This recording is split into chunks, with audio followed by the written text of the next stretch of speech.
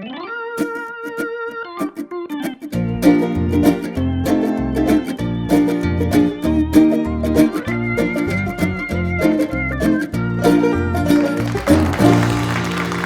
evening, everybody, and welcome to Live from the Lou. I'm your host, Charlie Worsham.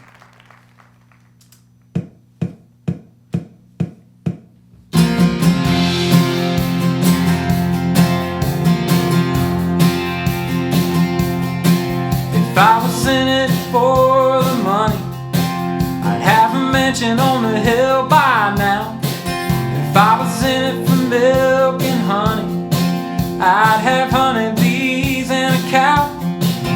If I was in it for the fame, you'd already know my name. I've only ever been in it for the love. I was born to make a loud noise, a six-string troubadour, like a kid who thinks he's a cowboy with a cap gun and carousel horse. I keep running down a dream that runs in my bloodstream. I've only ever been in it for the love. Love can't fill your tank to pay your rent, or the love's the only reason that makes sense. If you can't put your heart into it, for the love of God, don't do it. If you're in it, you better be in it for the love.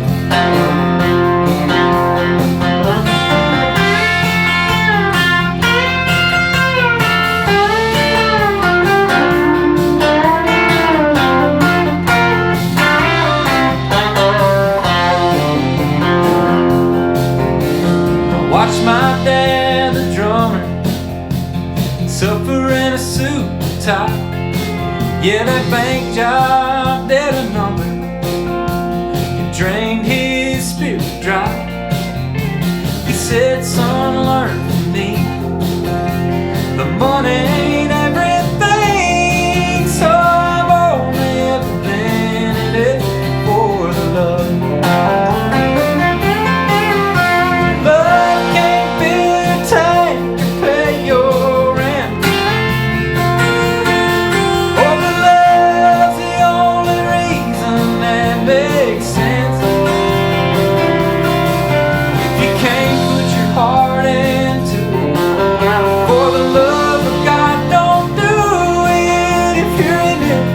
Better be for the love. Oh, take it, Paul Franklin.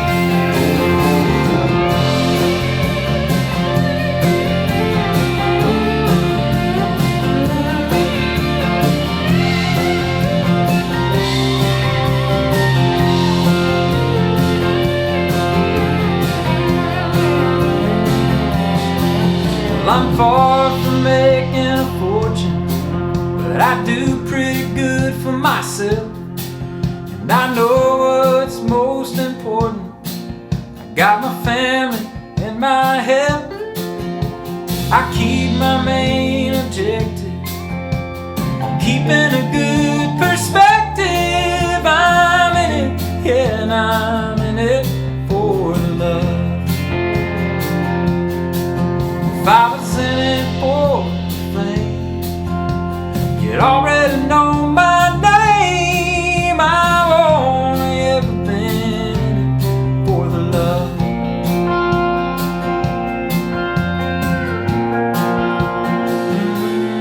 For the love.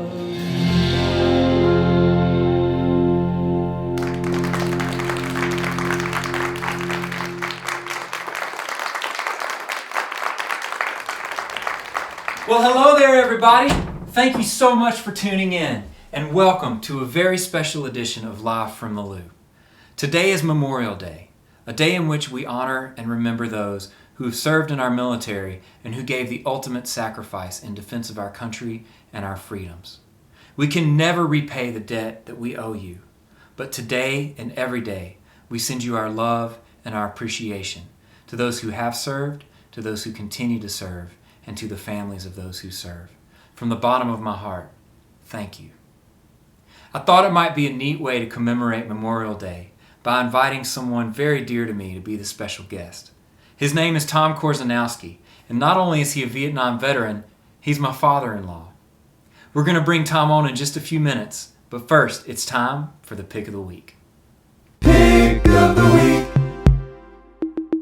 This week's Pick of the Week is CreatiVets. CreatiVets is an amazing nonprofit dedicated to providing art programs that help U.S. veterans heal from service-related trauma such as PTSD.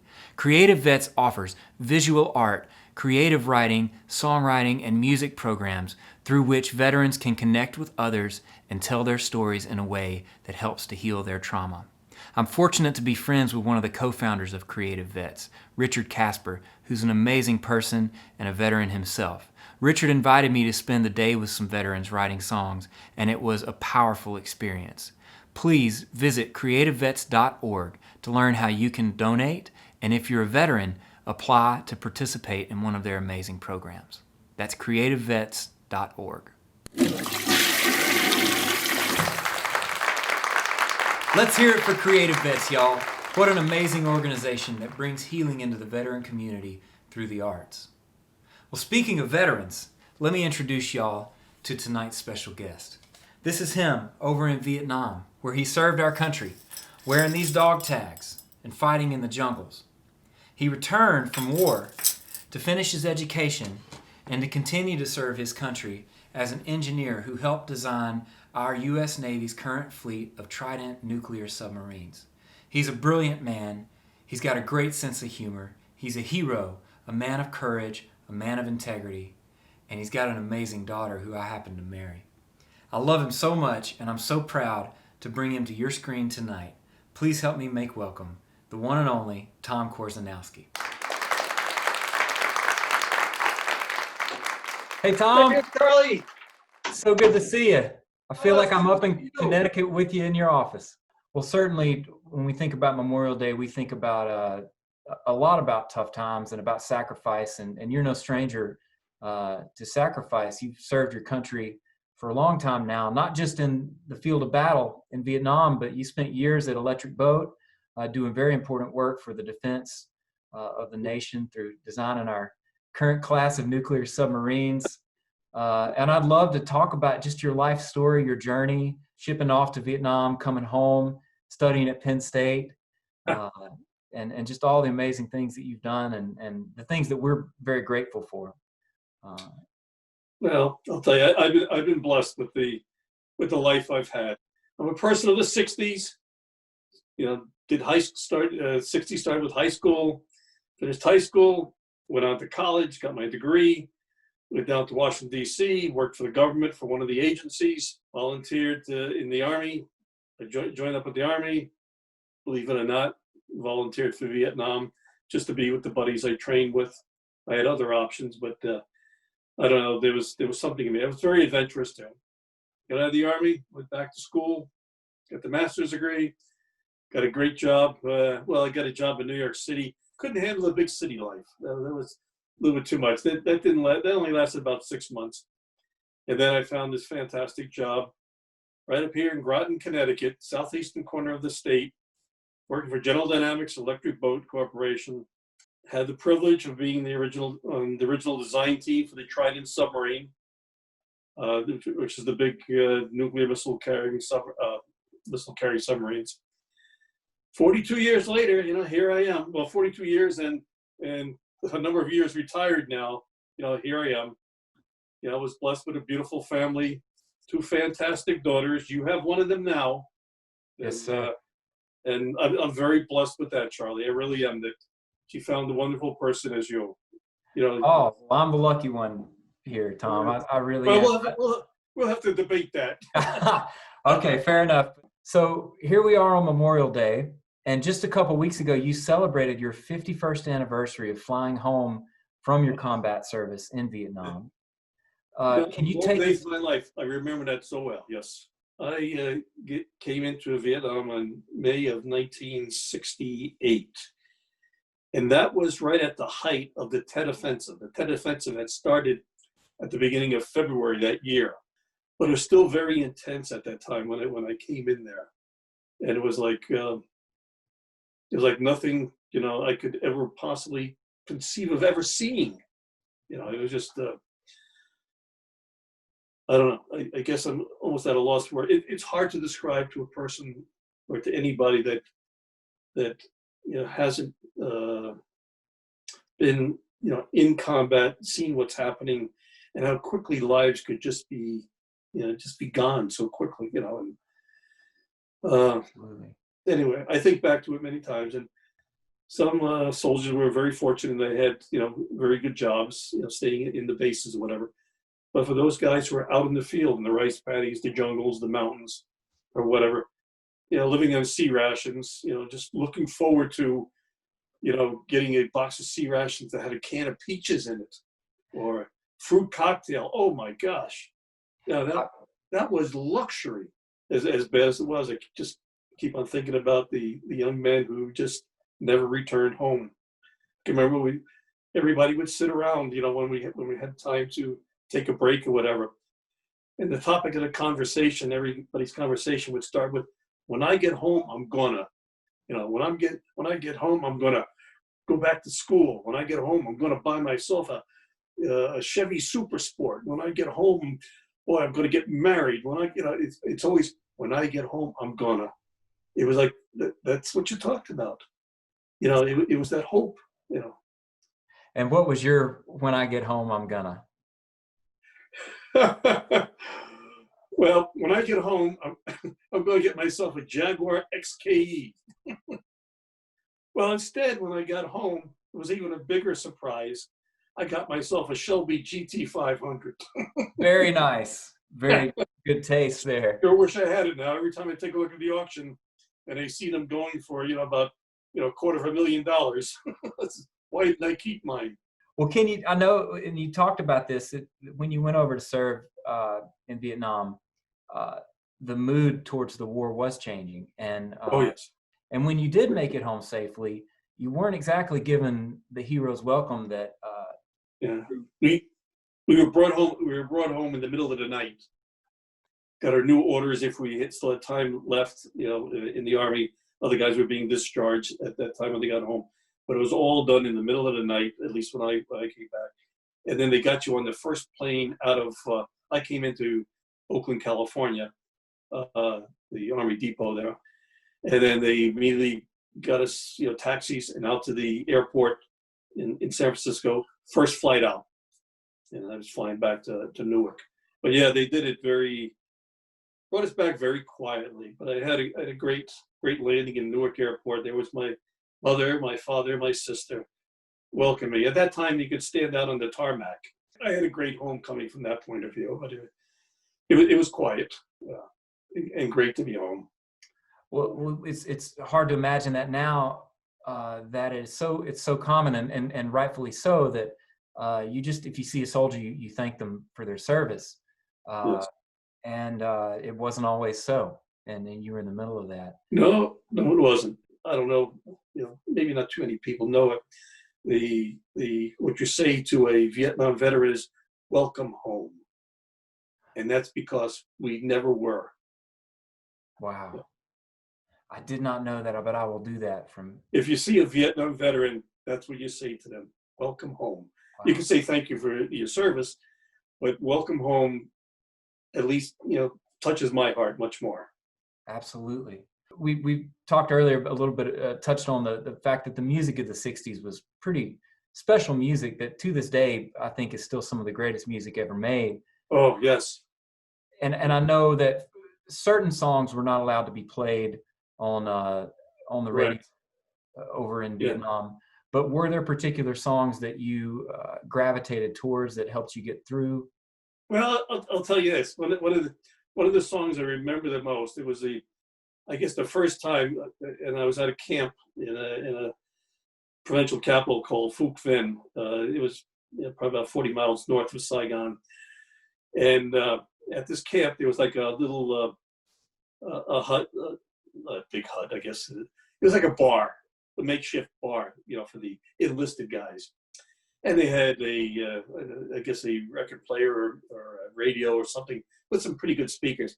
And I remember walking in there, and the first thing I heard playing was Johnny Cash's Orange Blossom Special. Oh my gosh, that was played all over the place. Even on Armed Forces Radio, that was played. That was one of the big songs. So I remember that, and I became a real Johnny Cash fan. So I understand you have a Johnny Cash story.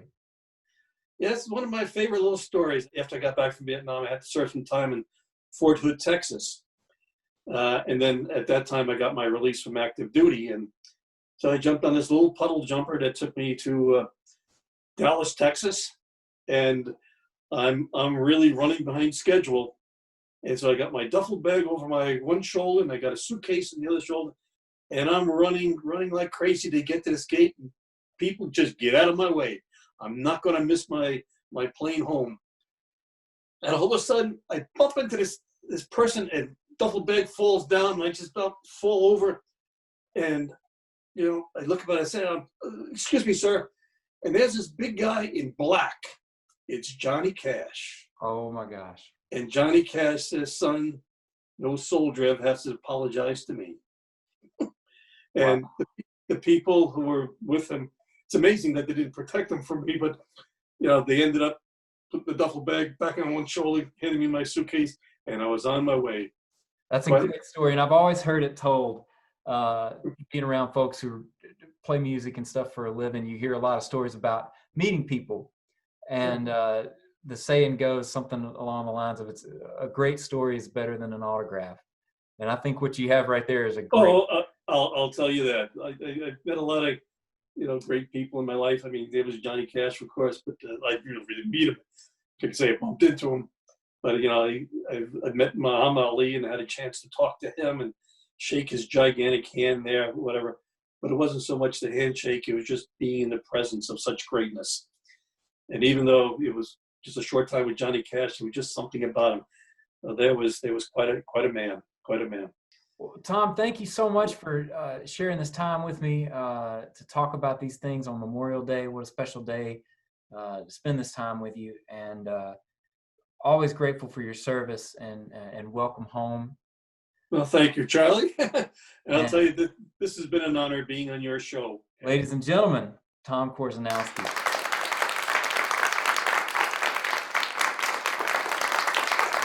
How lucky am I to have Thom Korzenowski as my father-in-law. Thom, thank you for being the special guest tonight, and thank you for serving our country. In 2008, I was in a band called King Billy, and King Billy was given the special opportunity to fly to Kuwait and on to Iraq to perform for members of the U.S. military who were stationed there. On that trip, we got to fly in Black Hawk helicopters, C-130 airplanes that did combat landings, basically a corkscrew as good as any roller coaster I've ever been on. We rode in convoys of Humvees and MRAPs through the streets of Baghdad. We even got to shoot a .50 caliber machine gun at one of the bases. But most importantly, we forged connections and relationships with the fine men and women of the U.S. military, and we gained a profound sense of gratitude for what it means to make the sacrifice that they make day in and day out. On that trip with me was my dear friend Kevin Weaver. Now, in addition to being the drummer for King Billy, Kevin's pretty handy with a wrench. He's an expert plumber. Something breaks here at the house, he's the first call that Kristen and I make. I was catching up with Kevin the other day, and he offered to share with all of you what he calls a toilet tune-up, which brings me to a brand new segment I like to call Pro Tips. Take it away, Kevin. Pro Tips. What's up, y'all? It's Kevin Weaver with Weave Pro Construction, and I'm coming to you from a loo. That's right. I'm in the bathroom here, and Charlie Worsham and me, we go way back. I was in the band King Billy. I'm a drummer by trade, and also I'm a plumber by trade. In the winter times, and even when I was touring, started touring back in '99, but I would always book plumbing jobs in the wintertime, and word of mouth just kind of grew that I was a plumber and did construction and stuff, and I started Weave Pro Construction. What we've got today is a toilet tune-up. First thing you do, you turn off the supply line, which is very important. Then you flush the toilet. Let's talk about the original problem. So this toilet in the middle of the night will just turn on and just seep, and they'll hear it just kick on a little bit. I know that this flapper is bad because look at the debris that's left on the plastic down there. What I'm gonna do is take this all out, quarter turn, boom. It's ready. You're gonna just about do this all with one hand. But you know, we're talking 20 years experience for plumbing and drumming. So we're gonna pull that out right there, put it in my bucket. Gotta clean all this stuff off. By the way, this is all clean water. So this is not at all nasty. Just looks kind of, you know, old. So now this is all clean. There's a groove that kind of accept that and pop that in. There's that's what has to go back inside here. Get it to lock down, quarter turn, boom. That is repaired there, but for good measure, I'm gonna do a full toilet tune-up. So we're gonna go ahead and replace this toilet fill valve. So just connect this. You get it set to the same height. You just kind of eyeball it right about there. Lock this ring back in place. Now we're set. So I got this pail down here to catch water. I'm gonna disconnect the nut that's right there and then switch them out real quick. 1, 2, boom. Push it down, reinstall the nut, tighten it up. Simply reconnect. Almost forgot the hose. And it goes in there and turn the water on. Solid. Get rid of this guy. That's a tuned up toilet right there. Toilet's more in tune than a 5-string banjo at the Grand Ole Opry. Thanks for watching the plumbing version of the rig rundown, brought to you by Weave Pro Construction. Back to you, Charlie.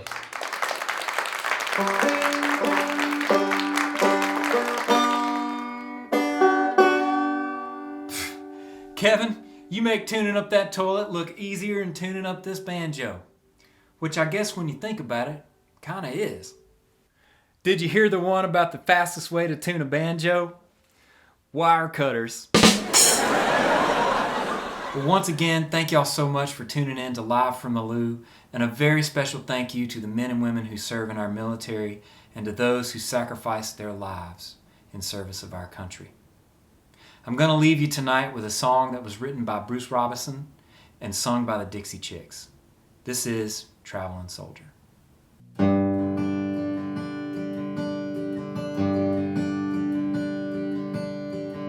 2 days past 18, he was waiting for the bus in his army green. Sat down in a booth in a cafe there, gave his order to a girl with a bow in her hair.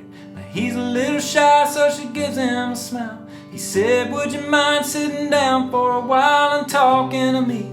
I'm feeling a little low. She said, I'm off in an hour and I know where we can go.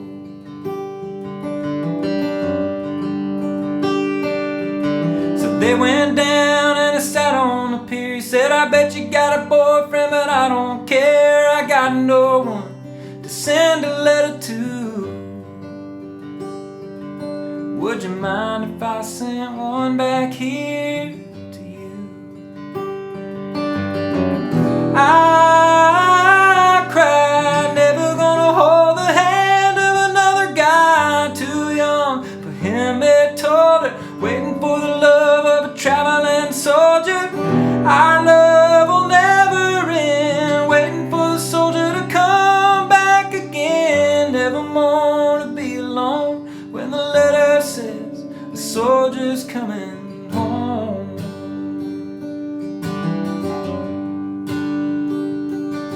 So the letters came from an army camp in California, then Vietnam, and he told her of his heart, how it might be love and all of the things he was so scared of.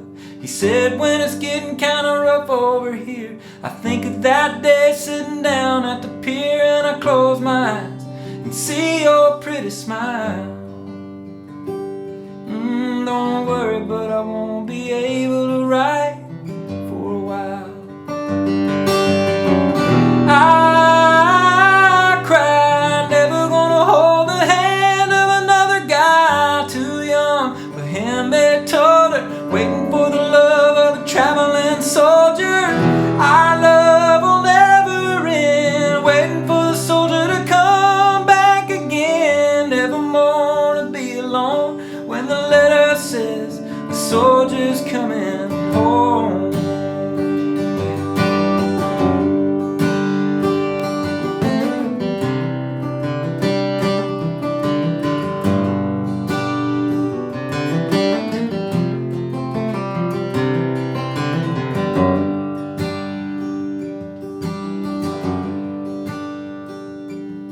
One Friday night at a football game, the Lord's Prayer said and the anthem sang. A man said, folks, would you bow your head for the list of local Vietnam dead?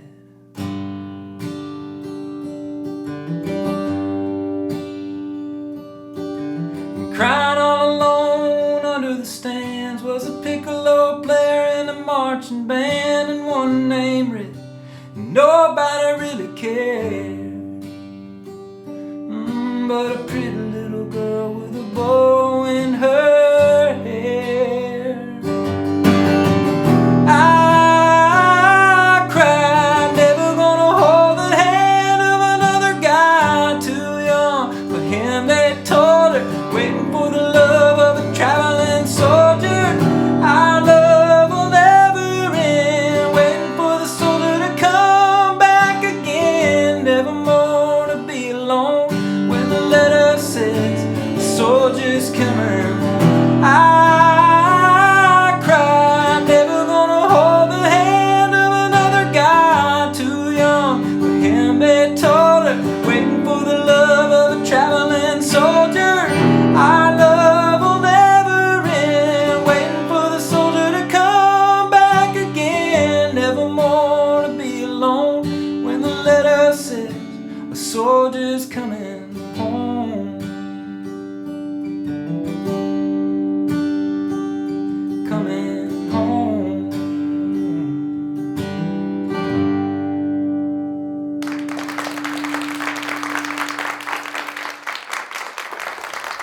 My goodness, what a powerful song.